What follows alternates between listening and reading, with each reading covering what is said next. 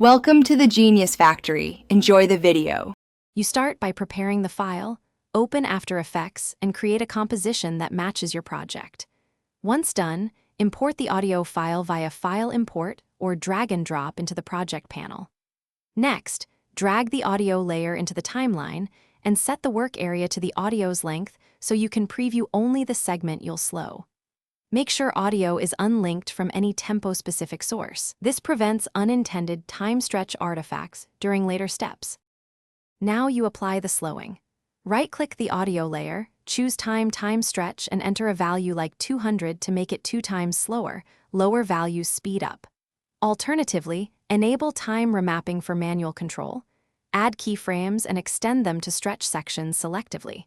Preview with RAM to check quality. If you need finer control, adjust the stretch factor in small increments and observe where artifacts appear. This helps you balance timing versus audio integrity.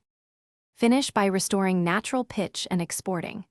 Add effect time pitch shifter to correct the lowered pitch caused by stretching. Set semitone or percentage values until vocals sound natural. Once done, render short test exports and listen through different speakers. If you hear warbling, raise sample rate or shorten stretch intervals.